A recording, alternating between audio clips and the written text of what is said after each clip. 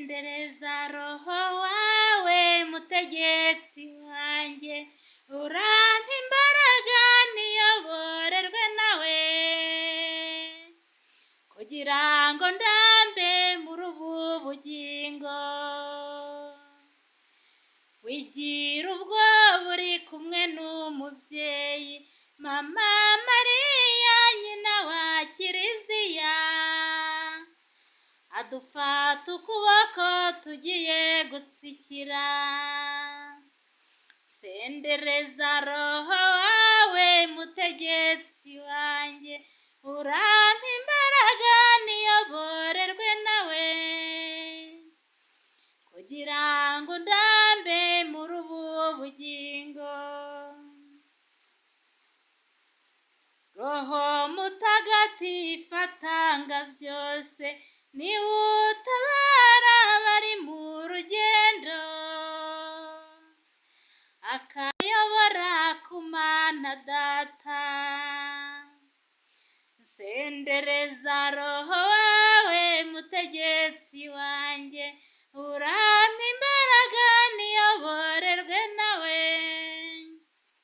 kugira ngo ndambe muri ubu bugingo.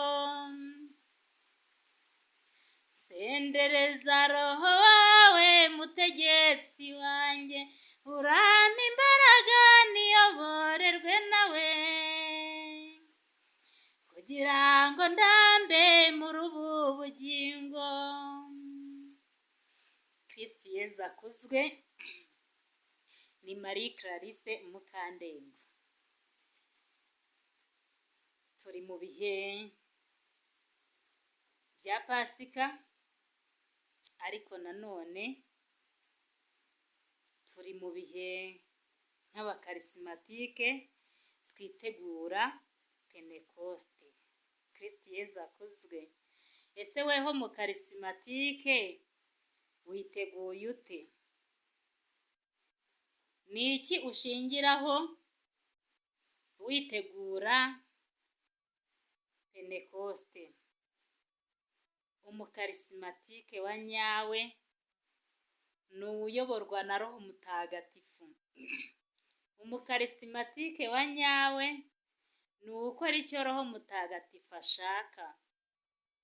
Reka turebere hamwe inzira dushobora kwirinda kugira ngo tubashe kwitwa abakarisimatike b'ukuri.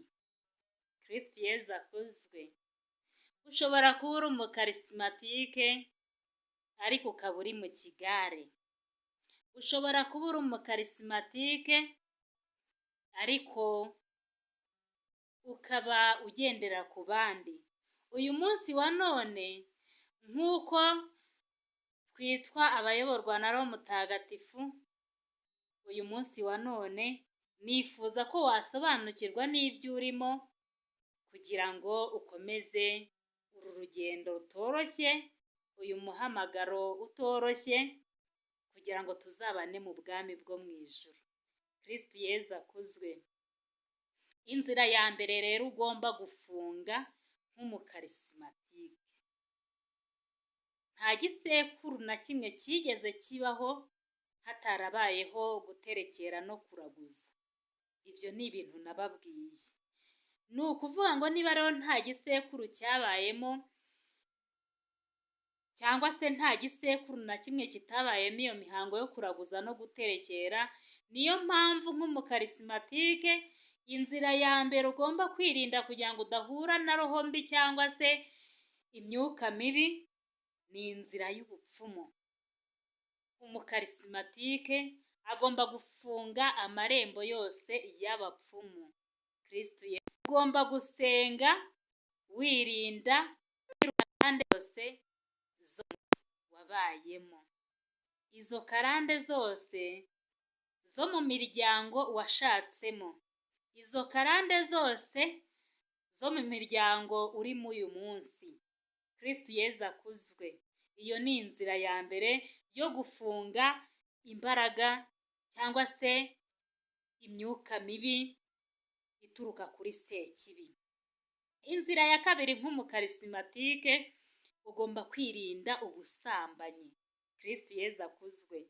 Ibaze rero nk'umuntu w'umusambanyi akajya mu kiliziya ngo ndi umukarisimatike. Ese uri umukarisimatike wa nyawe? Ibaze nanjye nisubize, nawe wisubize.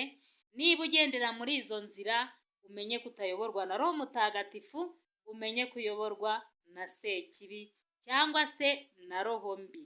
Kristo Yezu akuzwe. Irinde rero wakugusha mu cyaha cy'ubusambanyi kugira ngo Sekibi itazakuririraho ikagutwara. Irinde wagushora mu ngeso mbi zakujyana mu busambanyi, ahubwo ugerageze guharanira gukora icyo Nyagasani ashaka. Kristo Yezu akuzwe. Ifunga noneho andi mayira yose Sekibi yakuririraho izi wawe. Irinde umwanda. Buriya Sekibi ikunda umwanda. Kristo Yezu akuzwe. Irinde kugenda uciragura aho ubonye hose. Uko ugenda uciragura aho ubonye hose, uba uri guha inzira ba barozi bakugendaho, uba uri guha inzira Sekibi kugira ngo itahe iwawe. Irinde kugenda wituma aho ugeze. Muzi ko nababwiye inzozi z'inkoko. Inkoko zigenda zituma ahantu hose. Kunnya rero aho ugeze cyangwa se kwituma aho ugeze ni umwanda. Nunarota ubona ugwa mu mabyi cyangwa se ubona wituma ahantu, uzamenye yuko waguye mu cyaha, usenge usaba imbabazi. Kristo Yezu akuzwe. Irinde rero umwanda. Sekibi akunda umwanda. Irinde guciragura aho ugeze. Sekibi akunda kuzamukira mu macandwe cyangwa se imbaraga z'umwijima zo mu muryango washatsemo, cyangwa imbaraga z'umwijima zo mu muryango uvukamo, cyangwa imbaraga z'umwijima zo mu baturanyi, zishobora kuzamukira mu macandwe yakuvuyemo wowe ugacira ahantu uzi neza yuko wenda wagize iseseme, cyangwa se ukaba uzi ngo ndi umugore utwite ngo reka ncire aho ngeze. Niba ufite ikibazo cy'uburwayi cyangwa se ukaba utwite, gerageza ugendane agacupa uciremo, noneho rero uze kubimena ahantu habugenewe. Kristo Yezu akuzwe. Twirinde umwanda rero kugira ngo twirinde imbaraga za Sekibi. Twirinde aho yakuririra hose kugira ngo abe yaduhangara. Abarozi rero nta kindi badushakaho, abarozi nta kindi badukundira. Abarozi ni ukutwifuriza amaherezo mabi. Abarozi ni ukutwifuriza ibibi byose ngo bitugereho mu muryango. Nubaha urwaho rero bazagutwara bakushyire abo bantu. Nubima rero aho banyura bazamwara. Irinde rero guciragura aho ugeze. Irinde kwituma aho ugeze kugira ngo wirinde imbaraga z'abadayimoni. Kristo Yezu akuzwe. Mu muryango tuvukamo, gaburira abana bawe uko bikwiriye. Abamama bo muri iyi minsi ya none, hari abamama bibera mu kabari, hari abamama batwawe n'isindwe, hari abamama batwawe n'akazi ntibabashe kwita ku muryango. Kristo Yezu akuzwe. Aho naho Sekibi arahinjirira. Icya mbere kugira ngo wubake rukomere ni ukubanza kugaburira umuryango. Ibyo uzakora byose utagaburiye umuryango, uzamenye yuko ntacyo wakoze. Kristo Yezu akuzwe. Kugira ngo ushobore umugabo rero, abagabo bakunda ibiryo, abana bakunda ibiryo. Niba ufite akazi ukaba nta mukozi ufite, gerageza ubyuke kare, uteke, usigire abana bawe ibyo kurya, usigire umugabo wawe ibyo kurya, nuko ukomeza akazi kawe. Igihe rero byakuyobeye ukabona nta yandi mahitamo, gerageza ushake ubigufashamo. Ariko nanone si byiza, buriya umukozi, buriya ahanini abakozi benshi bakunda gukundana na ba shebuja. Ese byaturutse kuki? Kristo Yezu akuzwe.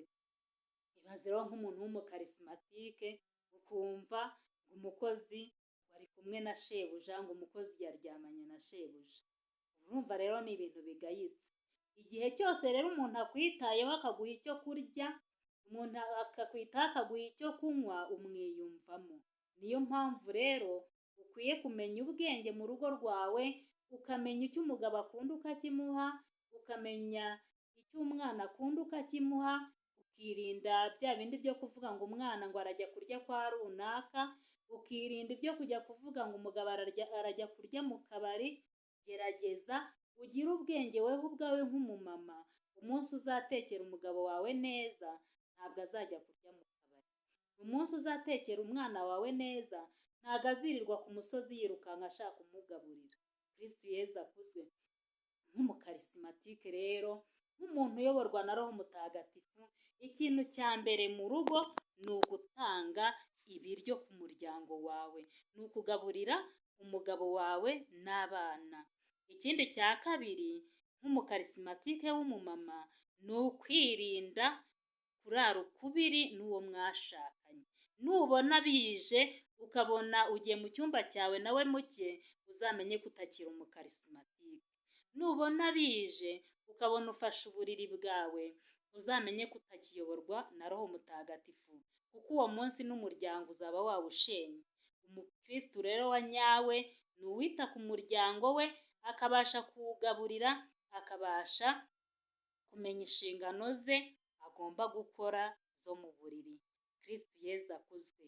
Rero nk'uko Pentekoste yegereje, mureke tugendere kuri ibi ngibi, tubyirinde kugira ngo bitazagira gutya bikadutera sekibi bikatwuririraho, bikaba ngombwa ko umuryango usenyuka.